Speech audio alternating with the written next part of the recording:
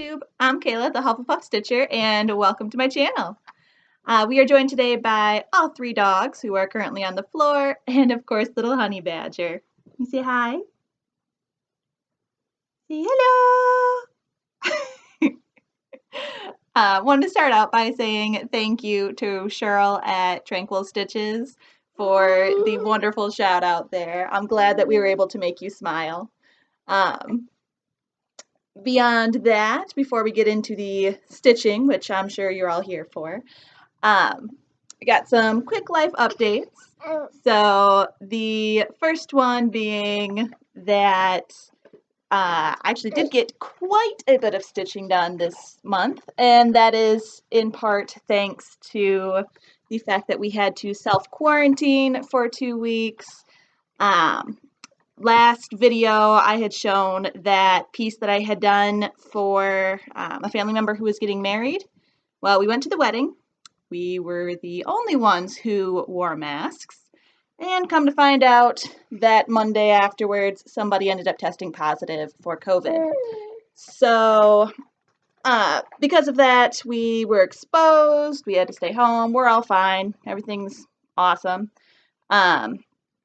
Hubby got to work from home for 2 weeks. I got a whole bunch of stitching done since he was also home. This is going to be my mini PSA here. Masks are not a political issue in any way, shape, or form. It is simply public health. A virus does not care what party you are a part of. A virus is a virus. Please wear your masks. All right? End of PSA. I have also been able to get the dogs' Halloween costumes finished. We've got Halloween coming up this weekend. This year we're doing a Star Wars theme. So I'll insert a quick picture here of all of the dogs in their costumes. We've got Luna, who is going to be R2-D2. We've got Zelda, who is C-3PO, and then Blue is going to be BB-8. As for us, I will probably be posting our pictures on Instagram, so take a peek there if you're curious when we dress up. But pretty much Honey Badger here is going to be Baby Yoda. I'm going to be Princess Leia, and hubby's going to be a Jedi. So we are very much looking forward to that. We are still planning on participating in Halloween. We will, of course, be wearing our masks, and with Honey Badger being as young as she is, I mean, beyond stopping by like the neighbors' houses to say hi, we're just going to be passing out candy. So hubby is making a candy chute that will stretch down our front steps that we can just like drop candy in the top of, and then the kids can put their buckets up at the bottom, and it'll pop out that way in order to help keep it socially distanced, but still have some of the fun of Halloween. And there goes the bow. So that is all that I've got for some life updates, and I will be back with the stitching as soon as Honey Badger is down for her nap time. All right, you say bye-bye? Say bye-bye, Flosstube. Oh, there we go. We got some smiles. All right, be back in a second. All right, and we're back. So Honey Badger is now down for her nap, which gives us a couple minutes here to be talking about stitching. So today I have got some FFOs, I've got finishes, I've got whips, plans, and I do have a giveaway because I feel like this monthly schedule I can actually stick to, so I'm feeling okay with actually having a giveaway this time. So starting with the FFO that I've got, last month as part of my seasonal sayings sal that I kind of made up, I was working on Which Better by the Frosted Pumpkin Stitchery. I had not started it at the point of the last recording, so this is, I guess, a new start and a finish and an FFO. But I have got it right here. This is done in all of the called for colors on some 28 count even weave that I just grit dyed, I believe gray, nothing overly fancy. And then I stuck it on this piece of mat board covered with a piece of fabric. What I'm doing with all of these seasonal sayings is I'm sticking a washer on the back, and I've got this right here. I just have a magnet on. so that it can be attached, and then switched out monthly with each one. What I have not figured out yet is what I want to do for the like little accessories that go around it. I think what I want to do is learn how to make bows and then do something where just putting like a magnet up top and then on each bow do a washer so I can flip that out with each one. This board is one that I actually found with the seasonal decor at Meijer last year on clearance. If you live in the Midwest, Meijer's is kind of like a Walmart type of store. It was a paw print. I'm just using the back side of it. I did actually contemplate just putting it over top of the paw print because that doesn't look terrible, but I don't know that that's going to work with all of the months. So I'm just using the back side.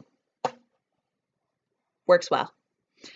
Someday I'll get that figured out, but it is an FFO.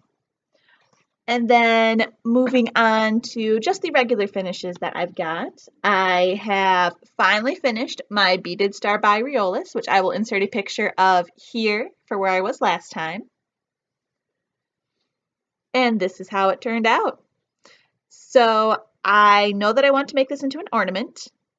I'm a little terrified to actually do that. This is not on perforated paper at all. This is on fabric. So I'm thinking about sewing it into like a pillow, but this isn't just a square finish. This is, it's star shape. So until I'm feeling more comfortable with that, it's going to sit in my to someday be FFO'd pile. But he is all done, beautifully sparkly, and finished. The next finish that I have is the one that I did for the Great Pumpkin Sal. This came from the 2018 edition, just Cross Stitch Halloween. I had not yet started this last time, so no previous picture, but I completed Pumpkit. So it's a little cat pumpkin. And he was a super quick stitch. Only took maybe 3 days, maybe 4. Not sure. I didn't look it up. I posted it on my Instagram each day. I've been doing the Witchy Stitchy challenge, where you just stitch every day for at least 30 minutes in the month of October. So I've been trying to be really good about posting that every day and staying accountable to myself. So he is done. This is all the called for colors on, again, just some 28 count even weave from Hobby Lobby that I Rit dyed. And it looks like some type of pink or purple or something. I'm honestly not sure. But he is complete. So he's another one I'm planning on turning into probably some type of ornament. Not sure yet. Still got to think on that. And then I do have 2 more finishes here. These ones are not being posted on my Instagram because I've got family members who follow me on there, but I'm pretty positive those family members don't actually take the time to watch any of these videos. So I'm okay with showing it on here. I've got this idea to do a little mini ornament for the little kids in our family. So Honey Badger's going to get one, and then I've got some nieces and nephews, all under the age of 6. I'm making them each one as well. These are just the little monogram letters that come in the various cross-stitch magazines. I should have looked up before I started recording which one this is from. This is just one of the cross-stitch magazines, one of the British ones. I believe it was a 2018 edition. It's one I ended up finding it through my library, just a digital copy. And thank you so much to those of you who answered my call on Instagram for help with finding all of these different letters. They really need to make just some type of database where you can see what fonts were done in the various issues. That way you can be like, ooh, I like that font, and then know which magazine to go to. So if you're like a fancy web developer or something, you should do that. But I got the letter M completely finished, and I did add a little 2020 on the bottom. This is all of the called for here, except I did the M in, I think it was a Victorian motto that I had. Just something sitting in my stash that I thought was cute, and it's the perfect chance to use up a color like that. And then I also finished the letter S. This little polar bear, I did switch out the scarf for a variegated, was a Karen water lilies, I believe. It's a silk that I had left over from one of my Mirabilias. And then the S was, I believe, a Victorian motto. And again, added a little 2020 at the bottom. So these are going to be finished into ornaments for those two kiddos. And then in my plans later, I've just got the rest of the letters. I would show you, however, all I have are the charts, and I printed them out very big and easy to read, which is great for me, not so great because I'm not supposed to show them online. So there's that. And then finally, I did work on my Pumpkinville sale, I believe. Oh, okay. Apparently we're going to cuddle back here now. See, she's being very good today. You notice that? She walked right past Luna and didn't bother her. Oh, now she's kicking me in the back. Cool. Thanks, Blue. So my Pumpkinville sale by the Frosted Pumpkin Stitchery. I will insert my picture of where I was last time here. And I managed to finish not only that October block, but I also did the November block. So we've got our little coffee shop and then a little library. And for my library, since that's a little redheaded girl in there, I'm saying that's Honey Badger. She's sitting outside the library.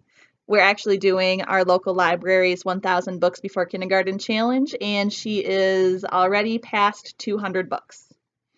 So trying to make her into a little reader. I've got some hope. So those are now finished, meaning the only block that I have left to do will be December. For those of you who have done this, or who I guess know people who have done it, how are you finishing this? Because I do not know what in the world to do with this once I'm done.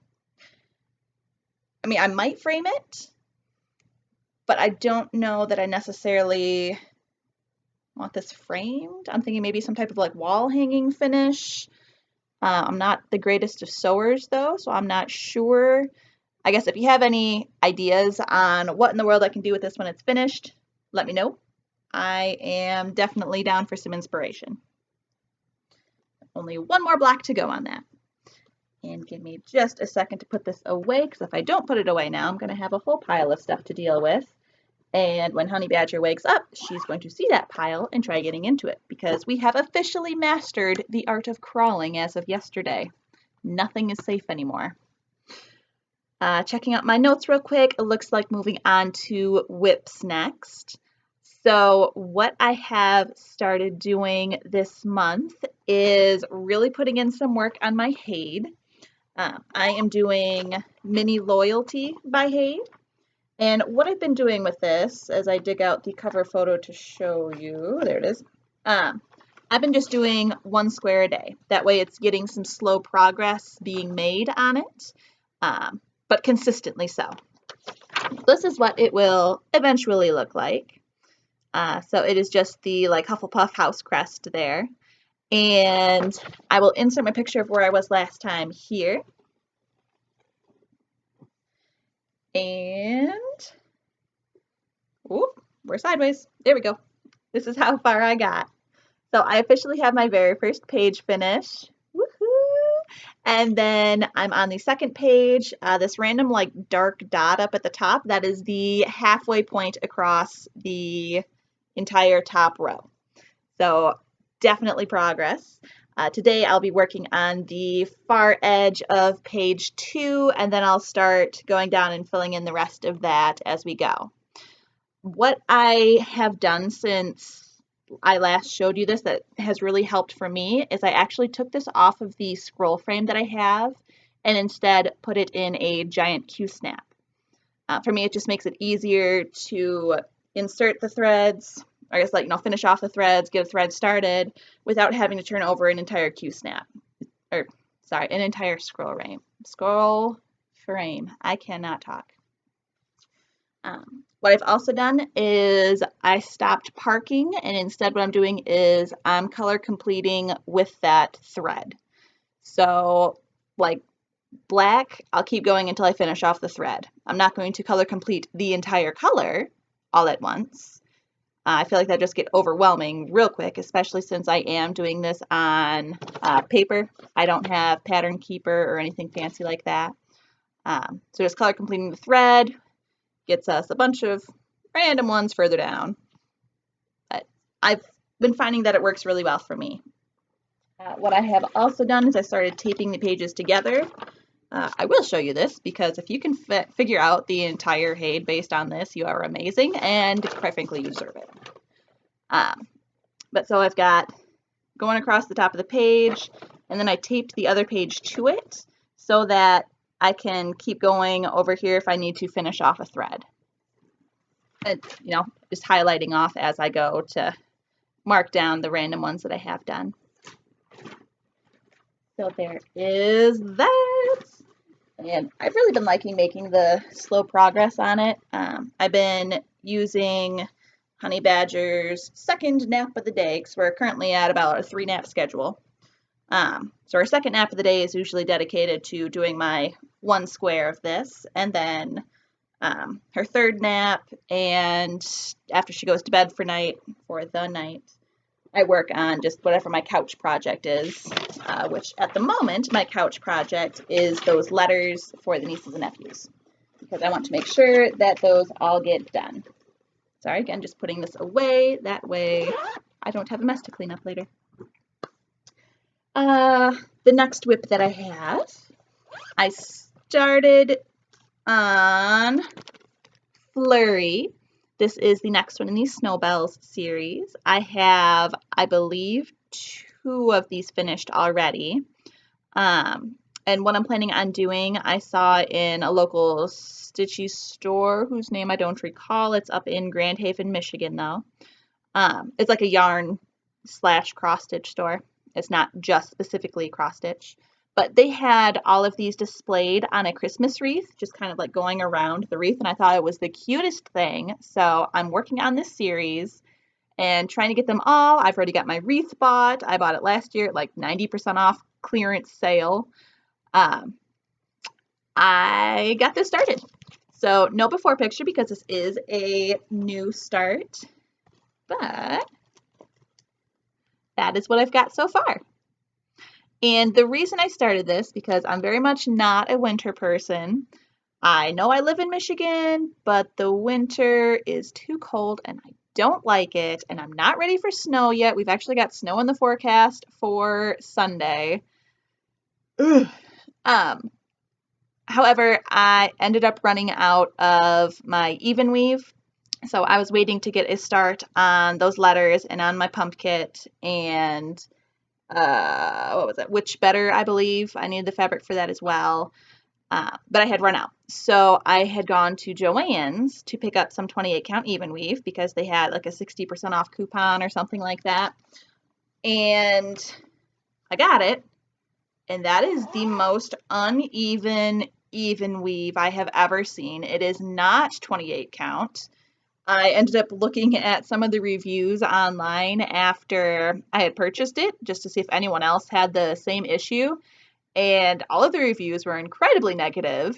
And someone actually took the time to count it out. And they were, it's 20 count going across one way and 27 count going the other way. Not an even weave. So that got scrapped. I did not use that. And so I started on this one since it came with the perforated paper until I could make a trip out to Hobby Lobby and get some actual even weave. That was the Zweigart base. Okay, so finished with whips. Moving ahead to plans. This month I am working on Gobble to You Wobble as part of my seasonal sayings sale. I'll hold the chart way back here. By the Frosted Pumpkin Stitchery. nice little Thanksgiving piece. I have already got the fabric dyed for that. As I'm sure you could predict, 28 count even weave from Hobby Lobby that was writ dyed. Someday I'll get into the really nice fancy fabrics, but pretty much unless it's something like the Pumpkinville sale or like, a year-long series, I don't spend the money for the super fancy stuff. I'd very much like to, though. Someday I will. So my plan is to get that started and ideally finished before Thanksgiving. I also want to put in some more work on my HAED. I've been really liking keeping with just that, doing like 1 10 by 10 block a day, just to see that progress being made each time. I've got, I want to start this one. This is Little House Needleworks. This one is the Sweet Shop. It's part of the Hometown Holiday series. Growing up, my mom had the little Christmas village that she would put out every year. It was like a ceramic one, and she'd paint a little building to go in the village and kind of build it up. What I decided to do is I want to do kind of a similar thing now that I've got like my own house and I'm a real grown-up and all that. I want to do a cross-stitch village. So I've already got quite a few buildings done. I think I'm up to 3 or 4 maybe that I've got in my little town. And this is going to be this year's addition to it. It's going to add a sweet shop. So I would like to get that started probably at the end of the month.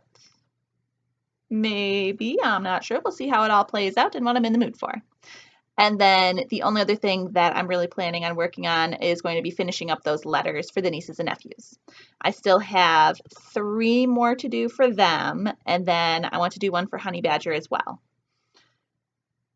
And I believe that's about it. This week I do have a giveaway. The giveaway is the chart for that Riolis beaded star. This is chart only. It doesn't have the beads because I used them. It doesn't have the fabric because I used it. However, something like this is actually, no one says you have to do it in beads. You can totally do it in DMC or leftover fancy floss or whatever you want to do it in. But rather than having it just kind of sit around in my house being unloved now that it's all finished, I thought maybe someone else might like to give it some love. So if you are interested in winning the chart for the Riolis beaded star, please be over 18. That way it's okay for me to get your address. Please do not use the word giveaway in your answer because we want this to go to a cross stitcher and not just somebody searching YouTube for free giveaway stuff. And be a subscriber. It's been a while since I've done this. I'm trying to remember all the little points. But regardless, if you are interested in potentially winning this, I would like to know what is your favorite cold weather drink. Like I said, here in Michigan, we got snow in the forecast for this weekend. It is getting chilly out. Personally, I'm a hot chocolate drinker. If I'm feeling, really just crazy and Honey Badger's down for the night already, I might add some rum chata to my hot chocolate just to add that cinnamon alcoholicness. But yeah, so what is your favorite cold weather drink is what I would like to know. And that is all that I've got for you guys. Hopefully I will be back again at the end of November to kind of check in, show you what I got done, let you know what my plans are. And I guess I will see you then. So until then, keep it magical, guys. Bye.